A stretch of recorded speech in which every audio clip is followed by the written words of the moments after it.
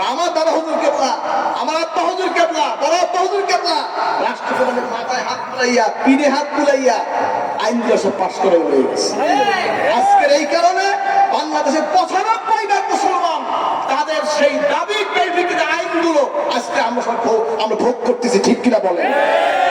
এটা শর্ষিনার কোনো গৌরবের কোনো বিষয় নয়, এটা ইসলামের বিজয়, মুসলমানদের বিজয়, ঠিক কিনা বলেন? হাজরিন ভাইরা আমার, এই অবদানতা রেখেছেন। আজকে তার কদম অনুসরণ করে সারসিনা শরীফ সেই খেদমত আজকে করে যাচ্ছে। আপনারা সারসিনা শরীফের সঙ্গে থাকবেন এবং সারসিনা শরীফের মধ্যে থেকে দিনের খেদমত করবেন। কে কে রাজি আছেন দেখতে চাই? নারে তাকবীর, নারে তাকবীর। আল্লাহ কবুল করুন। আমরা শান্তি চাই, রাজনীতি যে যা করে করুক, বিএনপি করে, আওয়ামী লীগ করে, জাতীয় পার্টি করে, ইসলামী আন্দোলন করে, যে যা করে করুক, আমার আপত্তি আছে? আমরা কারো বিরোধী? সবাই শর্ষিনা যায়, বিএনপি শর্ষিনা যায়, আওয়ামী লীগ যায়, জাতীয় পার্টি যায়, ইসলামী আন্দোলন যায়, সবাই শর্ষিনা যায়। কিসের জন্য? দোয়া নেওয়ার জন্য। কিসের জন্য?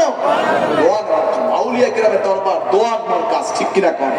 লক্ষ লক্ষ আলেমানা পীর মাদ্রাসায় আসেন, কার দোয়া আল্লাহ কখন কবুল করবেন আল্লাহই ভালো জানেন, ঠিক কিনা বলেন? হাজরিন, দোয়ার দরকার আছে কি নাই?